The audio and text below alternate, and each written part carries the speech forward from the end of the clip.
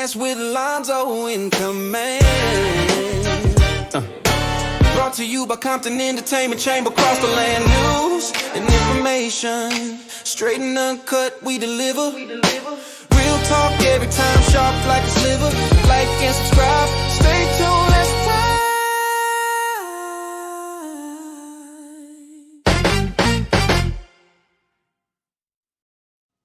Wrong intro, but it still sound good. Hey, what's up with you, Doc? Man, can't complain. What's good, Lonzo? I hear. Where'd you say? You can't hear me? I don't hear. Where'd you say? What's going on with the technology world? It's on me. How about now? Let me fix it. Check. 1 2 1 2. What I do? Can you hear me, audience? Let me know. Give me a thumbs up. Whoever's in the building. I see Vista Light. I see Mike motherfucking Page. What about now? Eric Mallory. Can you hear me? Yeah, I hear you. You hear me? I hear you fine. We working, baby. Let's do it, baby. Let's do it. All we got to do is twist a few knobs and we're good. What up, chat fam? Chat fam in the building. How you doing, Lonzo? Oh, man, I'm doing fantastic. I can't read about nothing. Things is finally going my way again, and I'm just trying to win. That's what's up. How was the Compton parade? I know you weren't in it this year, correct? You just went as a spectator? No, this year I was actually doing videotaping. I took out my camera. I was trying to stream live, man. I'm trying to get this mobile streaming thing down pat, and it's a little bit more than I expected. Mm-hmm. But I got some of it, and if anybody tried to watch it, I apologize. It did not come out the way I wanted it, and but I just realized when you're out in the streets like that, you're subjected to all the noises as well. So it got noisy and people was cussing, and it wasn't. Sometimes it didn't get. It wasn't GP rated, so I had to take it down. And I was looking at our video. We got a bunch of flags for music that was played at the parade. There's a lot of things people don't understand that goes into these functions. My guy next to me, he was playing regular music, and some stuff got cut out. So I just went on and recorded it as a backup. I'm gonna post it on my Vimeo site and upload it to my paper. But yeah, we got it.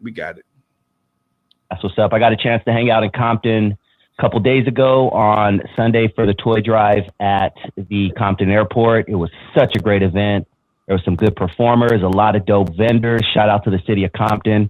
It was really, really nice, man. What do you usually like to do around this time of year, Lonzo? Because I like to get into the holiday season. I haven't really been in the holiday season. Shit is weird. The world is fucked up. Our country, I don't know what's going on.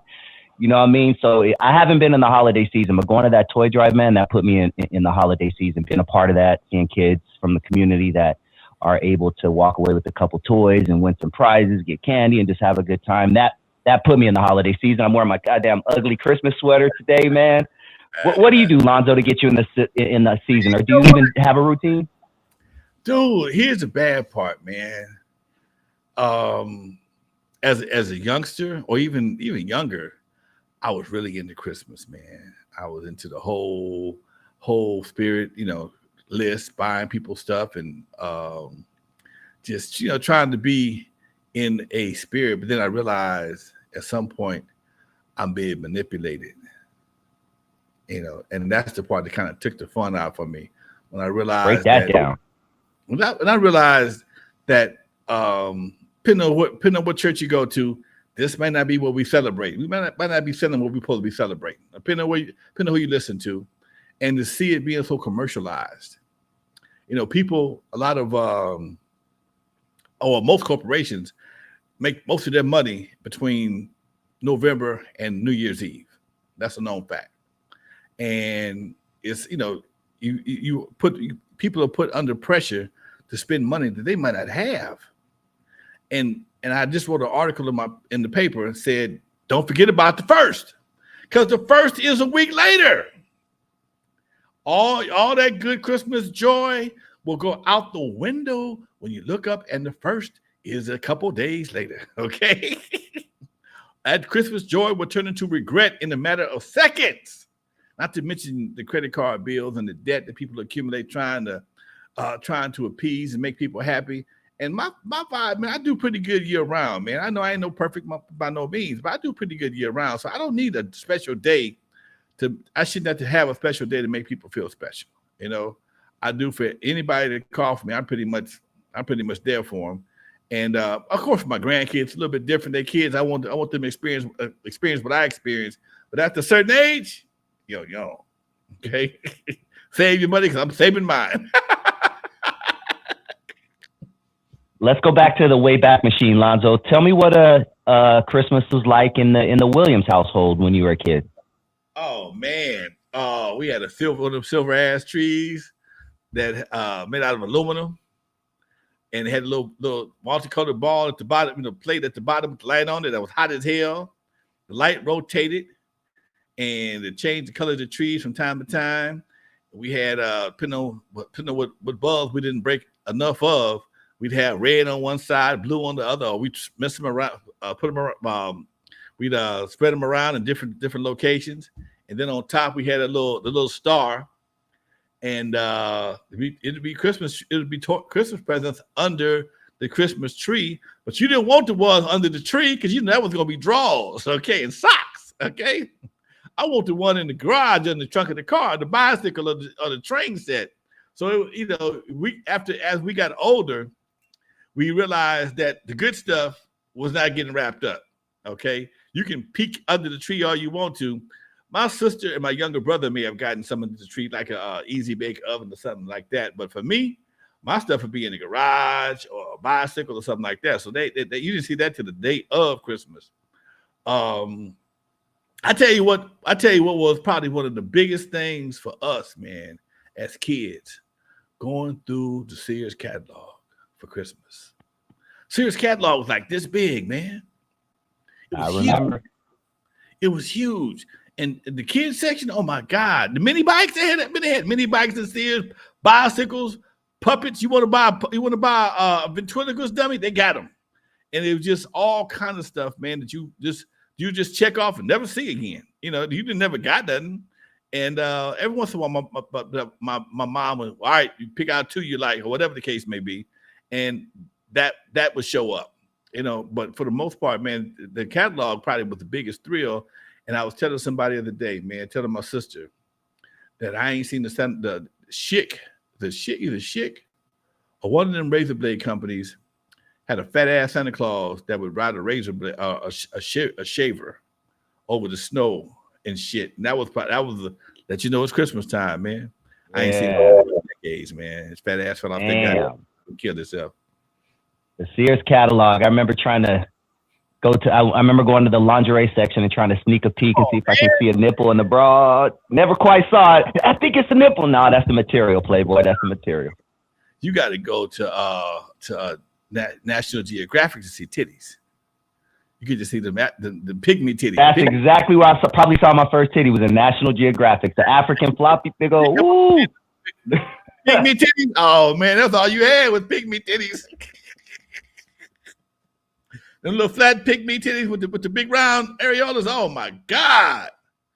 10 years old, man. That was the Playboy as far as I was concerned. I got caught. That's hilarious. I got caught showing my partner pygmy titties, man. And my mama caught us. And my mom studied. This is National Geographic. Give me that goddamn book.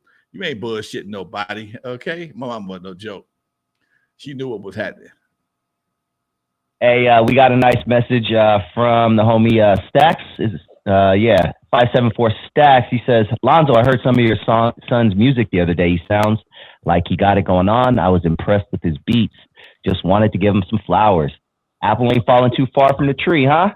He go in my studio and take my stuff loose and plug all this stuff up, and he ain't let me hear nothing yet. So Stacks, I appreciate you giving me that little feedback, Doc. I'm gonna check him out a little bit deeper now. That's what's up. Let's jump into something, Lonzo, that I've been wanting to talk with you about, but I had to watch it first myself. I've officially saw all 4 episodes, and I'm curious if you've seen the Diddy documentary that 50 Cent recently produced.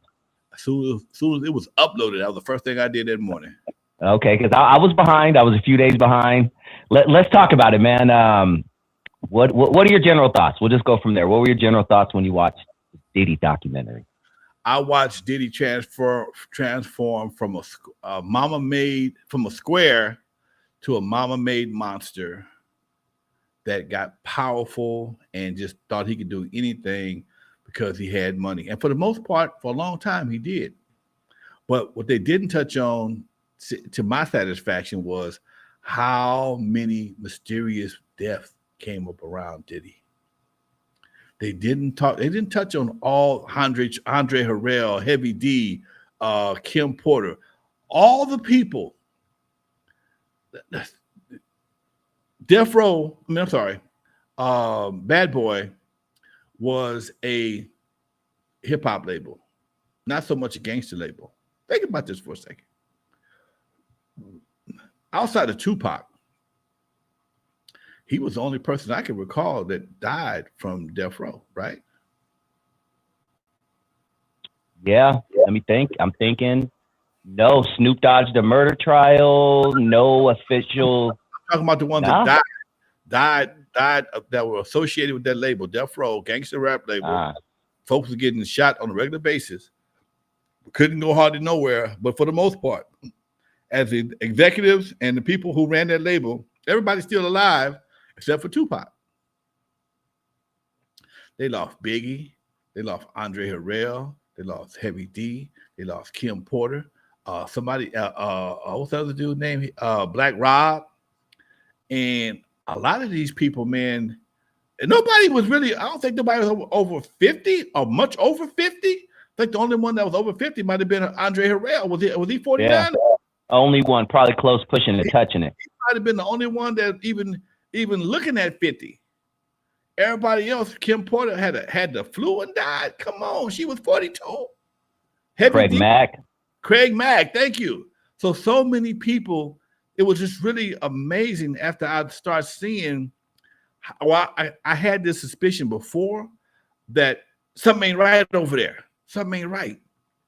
And anybody that he had that had anything that on him always had some kind of negative demise. Shine go to jail for something he didn't, according to him, he didn't do. The girl said he shot me, not him, but Shine went to jail.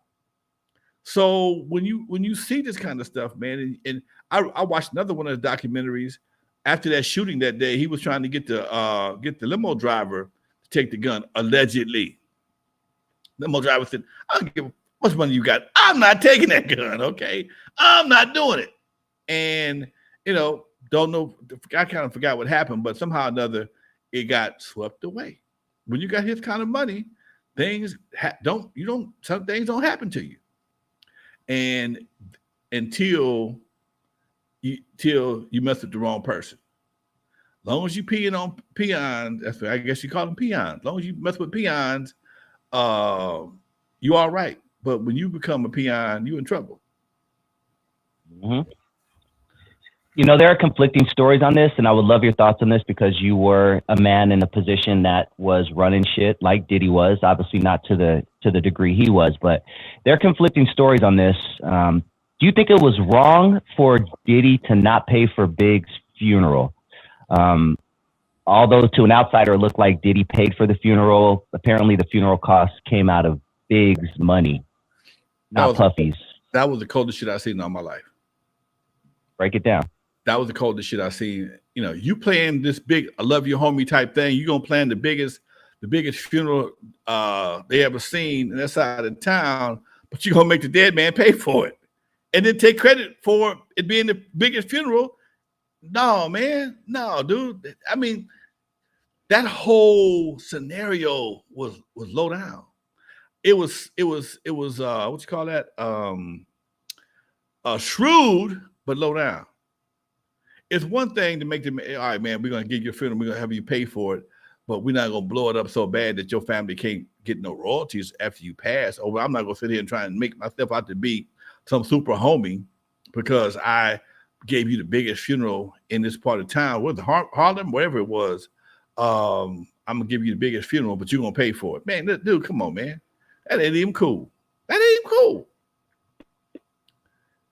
If you want to give the man a big funeral, you should have did that. He should have stepped up. Hey, man, what it costs? Here it is. But you didn't do that. Then you jump on the cover of the man's magazine. Come on, man. Dude. That was cold. How big of an ego do you have to just can't see nobody else outshine you? That's work with you. You can't let nobody have more shine than you. Come on, man. That ain't even cool, Doc. That's just disrespectful. You're trying to promote an artist, but you bad because he got the cover of a magazine that you wanted to be on. Something that was mentioned also that I found interesting from an artist standpoint, a creator standpoint, was the fact that he needed a bunch of people to make him sound good. And I put good in quotes, decent. Is a person really talented if they need 15 people to make them sound good? No. What I gathered, aside from Tupac being a ladies' man, aside from Tupac being Tupac, he was jealous of his skills. He didn't like the fact that he was a natural leader. Tupac had charisma, and he didn't have to pay for it. That's the difference. Tupac had charisma, where if he didn't have any money, he would never got what he got. He can't rap if he gave him the bow and the paper. I'm not a rapper. I've done records, and I one.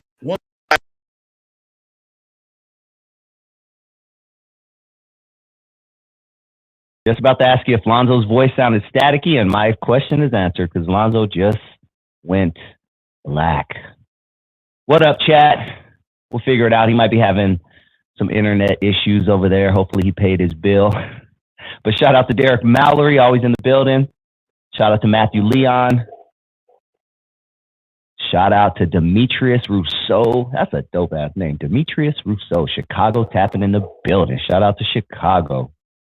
Someone says Lonzo sounds okay to me. Shout out Chris Stacks. I think that's Chris Stacks. My boy Richard, the homie. Marlon is in the building. While I have this chance while Alonzo's fixing his computer, I'm going to ask you guys to join me at 7 o'clock on my channel. We're going to be talking the dark truth about MC Hammer. Special guest, Oaktown's 357 Sweet LD. Also known as one of Hammer's dancers. She was in We're All in the Same Gang by the West Coast Rap All-Stars. She has a very, very interesting story. Tonight we're going to talk about if MC Hammer paid his people, because remember he rolled with the crew. Did he pay him correctly?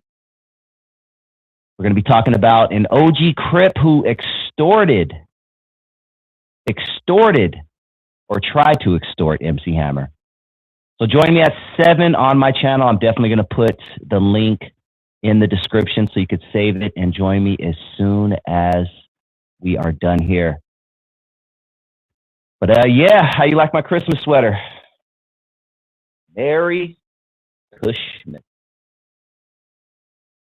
I think it's pretty cool. Just 1, 2. There we go. I hear you, Lonzo. I hear you. All right, I don't see you, but I hear you.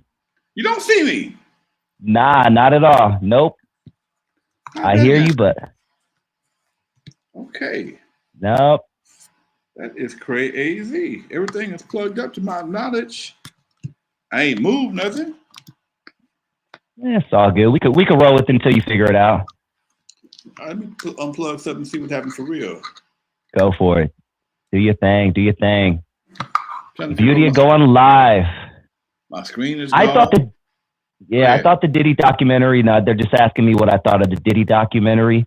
I thought it was a well put together documentary. I definitely didn't think it touched on some of the subjects that I wanted it to touch on more. I was very surprised about that. Lonzo talked about it earlier about the mysterious deaths around Bad Boy.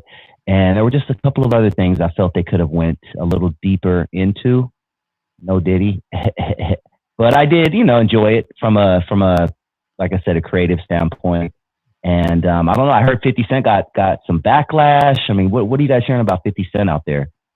Did you hear anything about 50 Cent, Lonzo? Getting some backlash? They was trying to roast him, but nah, man, nah. You can't roast him. How you gonna protect a fool like that, like Diddy, man? How do you do that? Yeah, exactly. Thank you. How you gonna do that? That makes no sense. Yeah. That makes no sense. Yeah. That makes no sense. Well, let me ask you a question, Lonzo, if you can still hear me. I know I'm the only one on the screen. Can you still hear me? I still hear you. Okay, cool. Oh, there you go. There we go. He's back. He's back. Yeah, I wanted to ask you about. We were talking about the funeral. Did you have any last? Did you have any? Want to continue what you were talking about? I forgot where we left off. I just think that was a very low situation for him to make a dead man pay for his funeral. I know people buy insurance to pay for their own funerals, but to throw a party that's so big and give his account the bill was low down to no end. Some people could have called it rude, but that was a snake move. I didn't appreciate that at all. That. Come on, man. There's a certain things you don't do, and he never learned what not to do. Go ahead. Now let's talk about publishing and things like that, and dive into that world for a little bit. Someone like Diddy, who most of his biggest hits I can think of were samples. They were samples of 80s songs, all the Mace stuff, a lot of Biggie's joints were sampled. Is that catalog really worth anything, I guess is the question I'm trying to get to. The masters are, but not the publishing catalog. The publishing catalog is probably anything you sample, depending on when you sample it and how you sample it, how much of it you sample, and when they find out about the sample, your negotiation power drops tremendously. If they said he went to the studio and ran out and did that, "I'm Missing You," that was Sting. When they heard about it, it was all over the radio. That he has no negotiating power whatsoever. My understanding was I saw a video with Sting talking about that. He said he makes like $5,000 a day off this song, something like that. Something stupid. Because he did it. Something dumb because he didn't go and ask permission and get the paperwork. So you stole from me. Now you caught. He wanted to give you a deal. Ain't no deals. And all he did was make somebody else's song more popular than it was the first time. Explain to us, people who are not in the know, why would the masters be worth something if the song on the masters has a sample that's owned by someone else and they're getting paid off of that? Songs have three parts to it. You have the masters, which is owned by the record company. You have the publishing and the writers, which is owned by the creators of the song. So you can be a publisher and not be a writer. You can be a writer and not be a publisher. But the writer, Sting, let's take Sting for instance. Sting may have gotten writers and publishing. It's his song, first of all. He's entitled to all the publishing. He may have given them a piece of the writers because they wrote new lyrics to his song. He don't have to. Especially after the way the deal was done. If he just submitted a demo with his song on it, say, "Hey Sting, I want to use this song for my boy passing. What you want?" Sting say, "Give me X amount of dollars in advance, and I want 75% of the publishing and 50% of the writers, or 75% of the writers. You get the other 25. If that's the deal, that's the deal. But when you come to somebody and say, "Hey man, I stole your record, and now it's a hit. What can we do?" You get the hell out of my face. That's what you can do. Okay. Bottom line, the record company, Bad Boy, will always own that master. Other people can redo that same song, but they got to go to the publisher and the writer to get their permission. More so the publisher than the writer. Okay. Now, after watching the Diddy doc, Lonzo, do you believe, or did you ever believe, or are you still the same that you did before, but did you ever think that Diddy had something to do with the deaths of Biggie and Pac? Yes. Talk to it.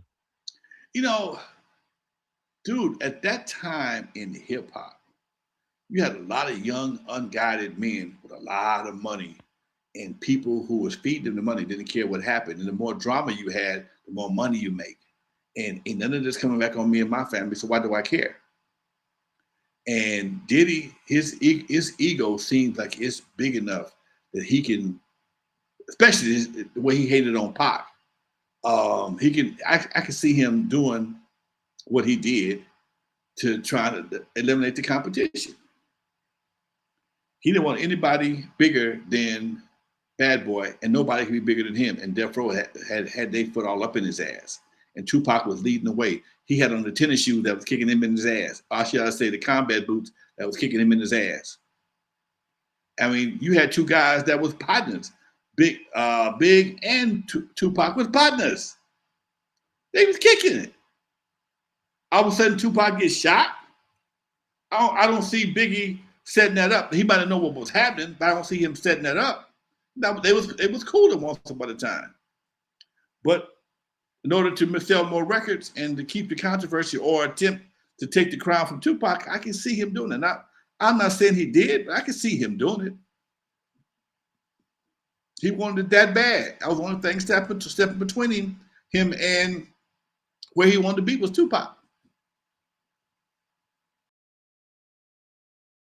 I can see him having something to do with Biggie because, again, neither one of those situations made sense. I've watched both those documentaries. I've watched multiple documentaries on Tupac.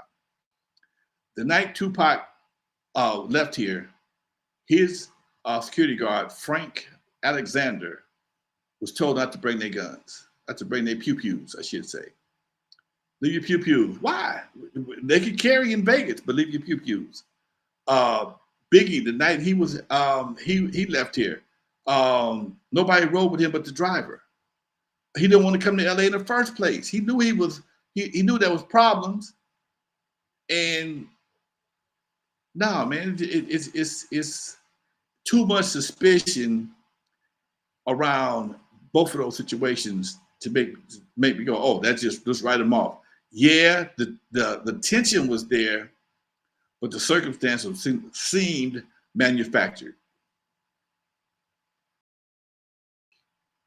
All right, take yourself back to 1995, Lonzo. Anytime anything hip hop came on, I was front and center at the TV or I had my video ready to record.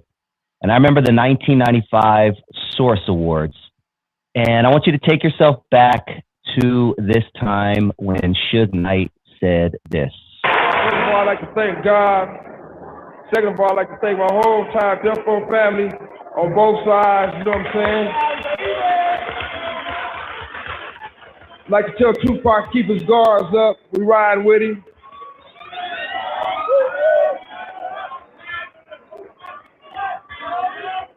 And one other thing I'd like to say, any artist out there want to be an artist and want to stay a star, and don't want to have to worry about the executive producer trying to be all in the videos, all on the record, dancing.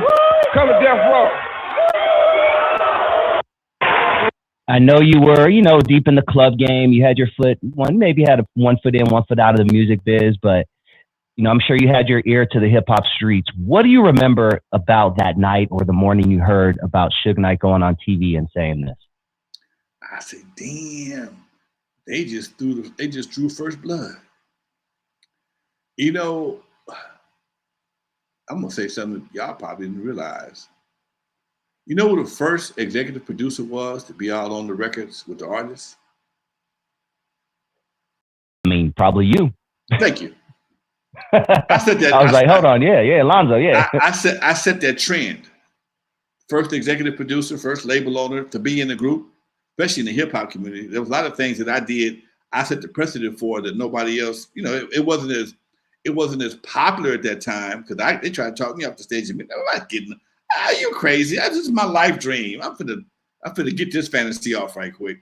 But it wasn't as serious for me as it was for them. I didn't care about Dre clientele or Shakespeare out front. I just wanted to have some fun. My motivation was different.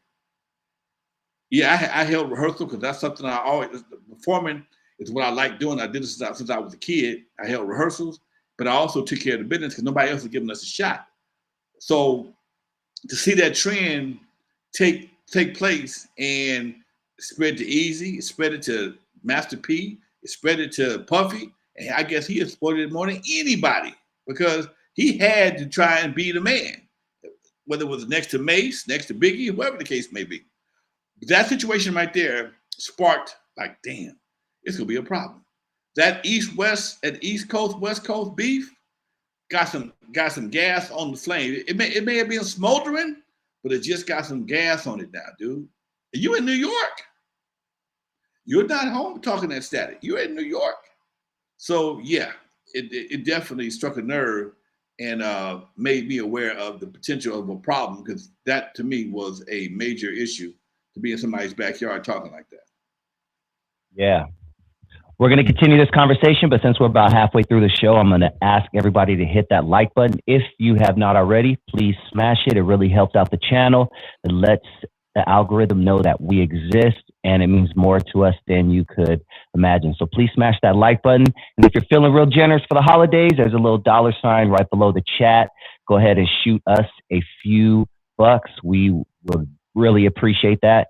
Definitely appreciate you all out there. Shout out to the chat fam. And join me at 7 o'clock on my channel right after this show. I'll put the link in the description. We're going to be talking about the dark truth of MC Hammer with Oaktown's 357 Sweet LD. She was one of his dancers.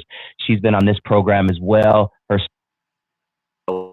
after this, and we are going to do it. Continue with Suge Knight. I want to continue with Suge Knight. You've been in the industry. You can explain to us better than anyone. What does it take for someone like a Suge Knight to come into the industry and make $500 million in 4 years? Not many people have ever done that, especially Black people. When you have something that nobody is prepared to deal with, except they don't know what it is. All they know is it's working. They don't know the detriment. They don't know the pain. They don't know the glory. All they know is making money. When you came in, when Death Row, N.W.A. laid the tracks, Death Row ran the train down everybody's throat. Death Row was doing things that nobody had ever done before. Yeah, N.W.A. Ruthless was cussing and talking crazy, but they was talking super crazy, and it was funky as all outdoors. Because by this time, Dre had left and moved to Dre had left Ruthless and moved over to Death Row and brought all the funk. And you got all these new voices. You got Daz and Corrupt. You got Tupac. You got Snoop. All these new voices. Rage. You got all these new voices with all this hungry energy, and you got a dude that didn't care. He was determined to win. He was determined to win, and then he grabbed the streets. He grabbed street guys and gave him another level of intimidation. 6'3", 300 pounds. That's one thing. You got a few of them behind you, and they might be carrying some pew-pews. You're gonna get a level of respect that ain't nobody ever seen in this city before. LA is technically an unclaimed territory, but outside the street gangs. But when it comes to the boardroom, you got something ain't nobody ever seen before in the boardroom. You got a 6'3", 300-pound cat coming with an attitude, and they got a bunch of guys with attitudes, and they're making money. So what do we call the lawyer, the police? Well, who we gonna call? And it took them forever to figure out what they're gonna do. But in the meantime, they had made $500 million and was self-destructing at the same time. $500 million and on the road to self-destruction at the same time. Because they couldn't, and this is something I tell people all the time, a lot of guys don't know how to win. A lot of guys don't know how to win. You think having it all is winning. You'll never have it all. You'll never have it all. All the money, all the women, all the gold, all the house, you'll never have it all. Get what you need and go sit your butt down or just chill out. Do like a plane. When the plane take off, it goes off into the atmosphere, and once it gets to a certain point, it levels off and it just cruises. Okay? It cruises for decades. Barry Gordy cruised for decades. If you see some of his documentaries, heard some of his stories, he did some gangster stuff too. But that wasn't his whole persona. He's still here, 90 years old, still getting his money, still doing what he do. It's a big difference, Doc. It's a big difference. Suge is doing 26 years, basically, let's say life. You know what I mean? For at that age, it's a done deal. What's he gonna do when he gets out at 78? Yeah. Okay. So you see what I'm saying? Yeah. So when you had $500 million and you end up in the penitentiary, when you're the king of the world in the eyes of various people, but you end up dead before you're 25, that ain't winning, man. That ain't winning. That's not winning. And that's what a lot of youngsters don't understand. If you ain't winning, you ain't won until you able to finish the race. The race don't end at 25 years old. Let me ask you this, Lonzo. Suge said in a recent podcast that, quote, Dre wanted EAZY dead. Reggie Wright recently came on his podcast and said he doesn't believe it. But knowing both of those men, EAZY and Dre personally, better than many people at that time, do you think that is true, that Dre wanted EAZY dead?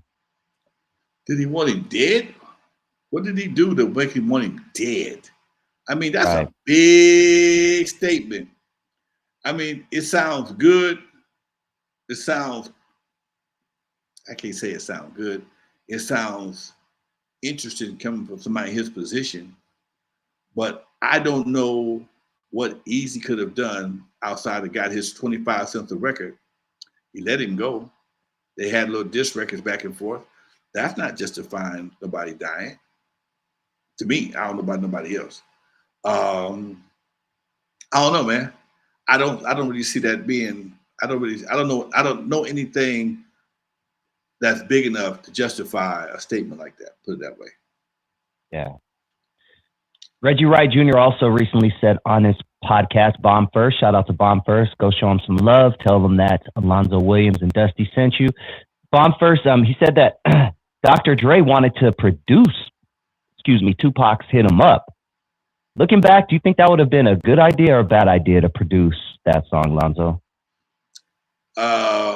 Based on the subject matter of the song and how it rocked and rolled, and the whole idea, again, this is a perfect example of somebody not having foresight and just speaking from emotions. That might have been what got him pew-pewed. I don't know. That might have been one of the reasons. That was a hard little blow, man. That was a hard blow. It wasn't clever. It was evil. No Vaseline was clever as hell. Funny, clever, tricky, dollars and cents, quick and 8. Clever. Ain't no G in your name, but ain't no G in you. Come on, man. That was hilarious. But dude, you told the world you knocked his wife down, man. You told the world with venom. That man, dude, that's hard. That's hard for a man to swallow. So I don't know. Again, like I said, I don't want to think that's what happened. But again, you got some other egos that may have been indefensible. You got people out there that will at one time would fight and hurt you over N.W.A, Tupac, Biggie, any of them, because they were so into what they were doing, man. If you said the wrong thing to a fan, you might got your ass whooped. Ask me how I know. How you? Oh, yeah. Tell us the story. I'm at my club. I own the club. I own the liquor license. The lease is in my name. I'm paying everybody, but I'm also the DJ. I'm rocking my club, and I play Dope Vaseline. Floor gets packed. Folks is and this dude walked up to me. He came from a blind side. Like I saw him coming. I was busy doing what I was doing on my system, and he's standing right here on the side. My DJ booth had a little wall between us, and I said, "What, man? Take that shit off. Take that shit off. What? That right there. Hold on, man. Hold on." I'm starting him out. I'm starting him the whole time. By the time I realized what he really wanted, the record damn near off. So I chit-chatted with the cat while the record was going off, put on another record, and I said, "Man, What's happening, man? Man, that record just about people. It's just Dre and Q. And he don't know who I am from a can of paint. I said, you know Dre and them? No, man, I just like what they do. And I don't appreciate what homeboy saying. And I'm like, huh? And he was mad because I was playing No Vaseline. He had an attitude with me because I'm playing No Vaseline. Wants me to take it off the turntables right now. Forget the 50 people on the dance floor. I don't want you to play it with an attitude. He's just a fan. He don't know nobody. He never shook nobody's hand, got an autograph or nothing. But he just a lover of N.W.A. And he just felt the Ice Cube distance so bad he couldn't take it, and was prepared to act on it if I hadn't controlled the situation. I know you and EAZY talked a lot, came to your house often, you guys hung out. Did he ever talk to you about any of this stuff that was going on, the Suge Knight stuff, the fighting with Dre, any of that? No, when he was coming by my house, he hadn't really got into the fight. Hadn't started yet. I actually had well, I'll take that back. Because when Dre left, they had licensed that picture from me with Dre in his suit. They doctored the picture up a little bit, put a little extra liner and a little rouge on it to make it a little worse than what it was. We never really talked about it that much, though. Never really talked about it. I worked with EAZY more after N.W.A. than I did anybody else. He would actually come by the pad, but he also had me doing other things for Ruthless. You know, I had relationships in Compton, and that's kind of what I did for him. And we never really talked to him. It never really bothered him like that. You know, if it did bother him, he didn't show it, put it that way. If it did bother him, he didn't show it. He was always a very somewhat private cat. Oh man, I don't want to talk about that stuff, man. Let's do this right here. That would be his response. I ain't even here talk about that right now. You know, that may be, I never asked, but that would be his response to somebody else. Mike Klein was on our show recently, and he confirmed this story. And Reggie Wright even talked about it once again today on his podcast, Bomb First, about Dr. Dre tricking EAZY to get him to the studio, saying, yeah, we'll discuss this or whatever. And when EAZY showed up, that's when Suge and his goons were there. Now, what happened on Straight Outta Compton, by all means, has been said that was a lie. But the fact is that Dre did trick EAZY into going to the studio to where he knew Suge and his boys were going to be. What you know, knowing both of these guys better than anyone, especially at that time, what do you think about that part of the story? I can see that happening, man. Dre wanted he wanted out of that contract bad enough, and Suge was in the mindset, I'm going to win it all by all means necessary. He's already done some things to other people in the past, so it's not like it's above him. It may have been some regret later on, but I would think that it's very possible something may have happened. To what degree, we'll never know. Let me ask you, in hindsight, do you think Suge was more good or more bad, or a little bit of both for the music business?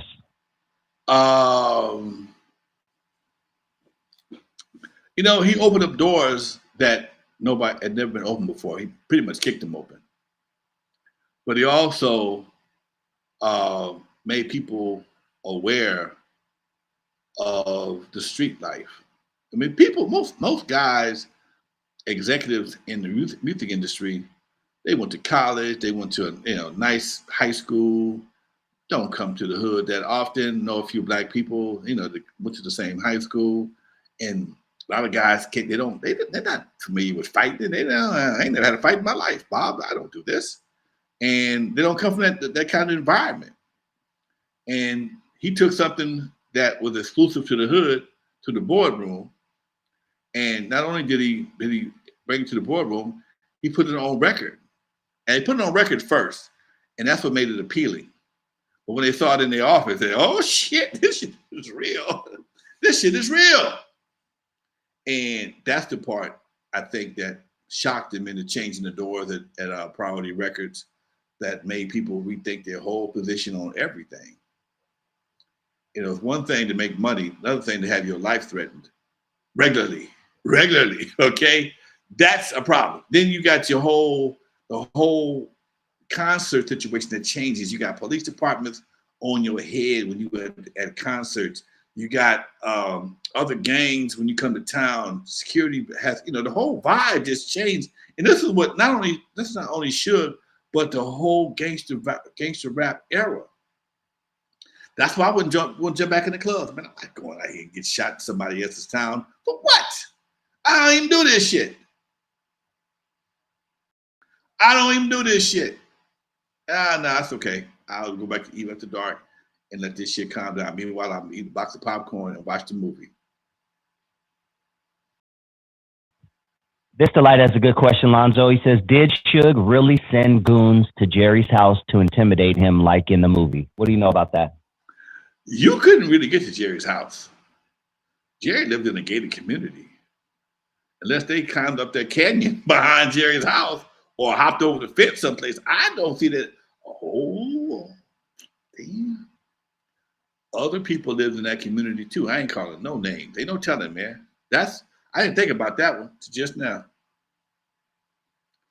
Other people live in that community as well. Damn, okay. I ain't saying nothing else. There it is. Enough said. I ain't saying nothing else. I'm done. Change the subject. Was there a Suge Knight before Suge Knight? Was there ever someone that did it that was that gangster, but maybe they just did it more on the low? It was urban legend. There were stories about him, but it was never really in public like we saw with Suge Knight and we heard, and he was braggadocious about it. There were a lot of gangsters in the record industry. Gangsters in the record industry has been synonymous for decades, but they were professional gangsters. They weren't street gangsters.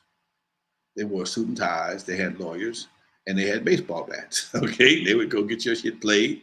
They would get your record played. And that's pretty much the gangster part of the record industry, to my knowledge, that was the payola part.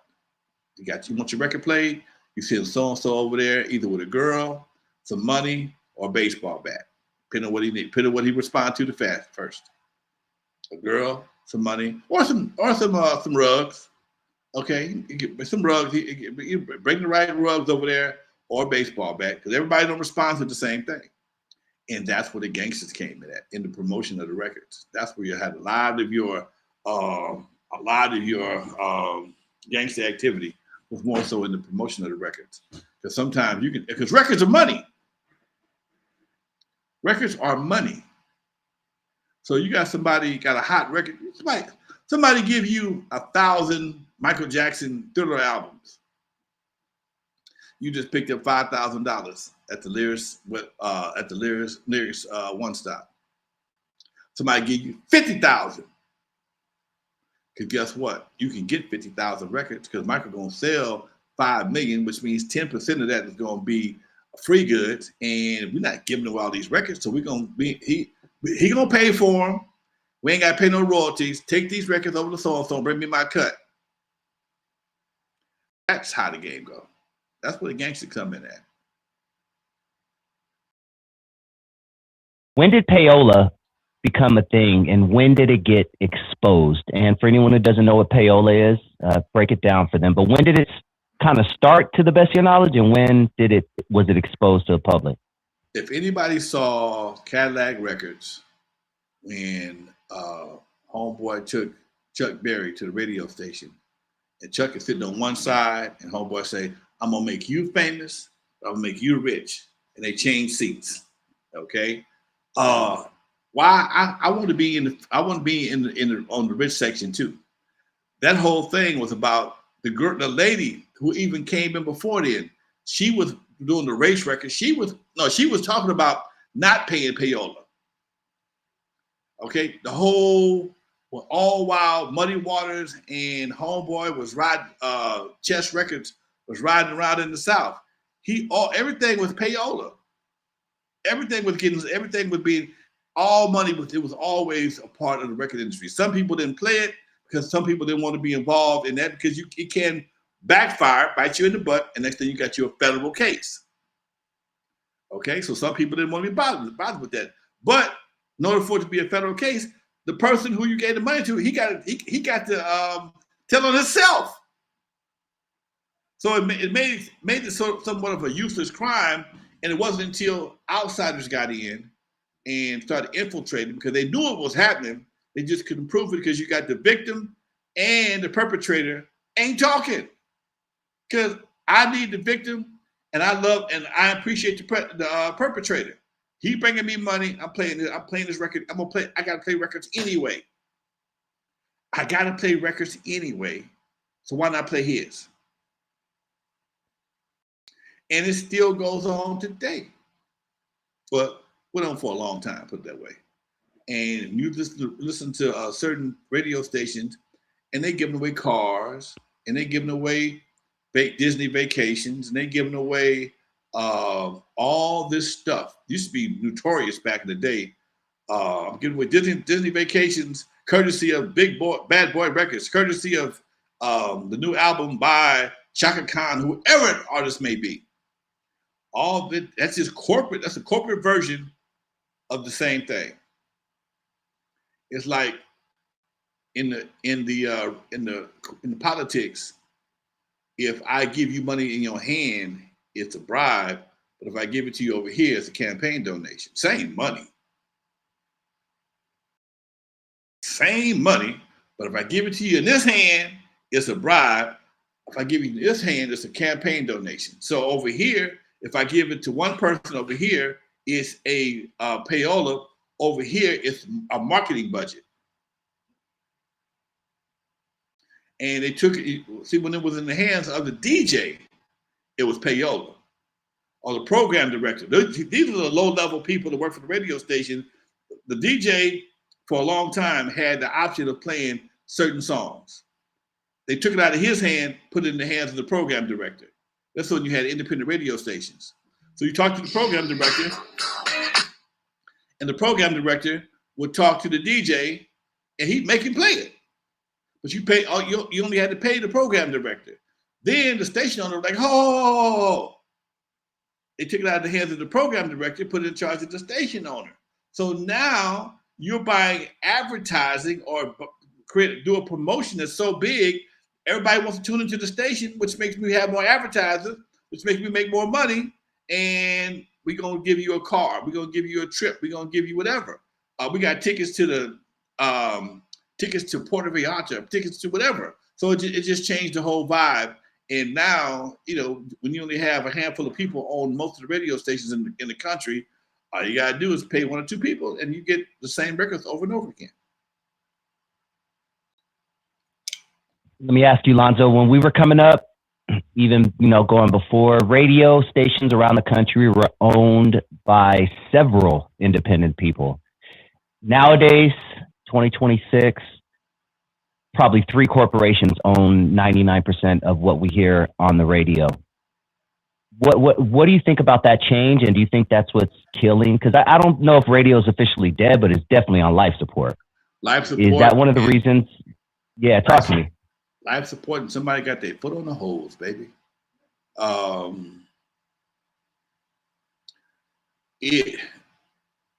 Wale says something. He says, TV killed the radio and the internet cut the television. TV killed the radio and the internet cut the television throat. Same thing.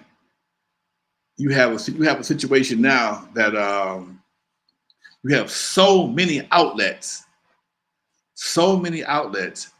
Everything is diluted. Nobody knows who the hot records are right now. Everybody's in control of what you hear. There's no record stores to go to buy your records no more. You can't go to the record store and just pop up and just sit there like we used to do for 4 or 5 hours. And let the radio DJ, the store DJ play all the cuts that just came out. You got to go to a streaming platform who only going to play what they want you to hear or what your algorithms are asking for. And they still may be choking out some of the better stuff because then it's not giving you the message. that they want to promote right now, even if you really can't buy it like you want to, you can probably download it from YouTube or something like that. That's a hassle and a half. But you just don't have the physical products you can sell as ever yours. You can't even build a record collection. Think about this. You can't build a record. You can't build a CD collection.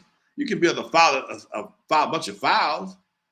The artist has no incentive to go to the studio and make any real music. It still costs a grip to make a record.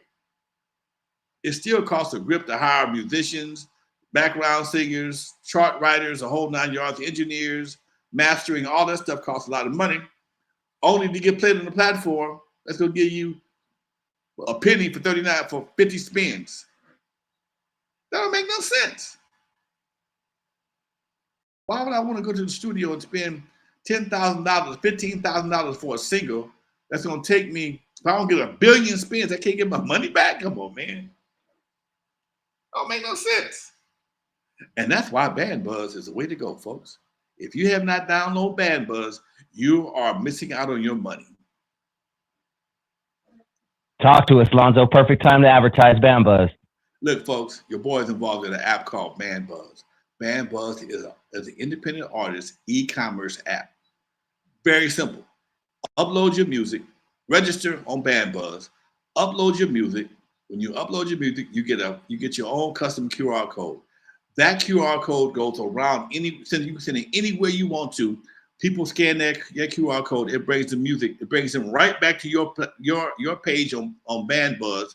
They can sample your music, play a few, I think it's like 20 seconds of it. If they like what they hear, they purchase, and they buy it. And your money is as fast in your pocket as fast as it would be if you were selling it through Cash App. BandBuzz. You can sell tickets to concerts. You can do artist experiences. What I mean by that is I was talking to my cousin this morning, Lenny Williams. I'm trying to get him on BandBuzz. As much touring as he does, with all the celebrities that he knows, he can actually send out a notification. Hey, I'm gonna be on BandBuzz. You want to be backstage with me at this concert with Earth, Wind & Fire and Ron Isley? It's $25 a ticket. These kind of situations can happen. Yes, you can probably go live on Facebook and Instagram, but guess who make the money? Not you. If you got 10 people that want to come back and be backstage with you, on your bus with you, that's 10 times 25 or whatever price you set. Meanwhile, if you're an artist and you put your QR code on your flyers or put it on a screen behind you, if you notice on television, people are promoting products with a QR code on the TV. You can scan the QR code from the TV. In fact, sometimes to program your TV, you got to scan a QR code. So now you have your own QR code. It goes straight back to your site. Now, here's where the trick comes in. If your shit is whack, I can't help you. But if you got some music from somebody wants to buy, they can buy it directly from you. You ain't got no middleman. BandBuzz does charge a 25% distribution fee, but shit, Facebook charge 30. So that being said, download BandBuzz. If your artist is watching this show right now, I got 34 people watching this podcast right now. If you're an artist and you want to sell your music, or you have music that you think you can sell, you have a fan base, this is the place to be. Android or iPhone, BandBuzz, folks. Trust, it's the digital version of Out the Trunk. Hell yeah. BandBuzz, ladies and gentlemen. Make sure you support the channel. BandBuzz. Go download it now. Just download it. Even if you're not, just download it for the love and support. Just for the love and support. Please do that if you don't mind. Check it out. I'm telling DJs, this might be a way to sell mixes. Okay. Mm-hmm. All right, so check out BandBuzz. Your BandBuzz, BandBuzz on iPhone and Android. We got to go, man. There it is. And please join me on my channel right after this program. In about 45 seconds, we are going to be discussing the dark truth about MC Hammer. There's a lot of stuff that people don't know, and this is coming from Sweet LD from Oaktown's 357. She's going to break it down. So I'm going to put the link in the description, and I want to see all 34 of you in my chat as soon as this show is over. Lonzo, any last words? If not, hit him with that outro, man. Hey, folks, for those who never heard of me, I'm the first one to put Dr. Dre into surgery. Stuck Ice Cube in the freezer till he got cold. On the eve after dark, 50-yard line to Super Bowl. In the movie Straight Outta Compton, they played me as a hater of rap. Don't believe that bullshit, because it was all cap. My history goes deeper than you will ever know. Just remember that N.W.A. stands for not without Lonzo, y'all. We out. Peace.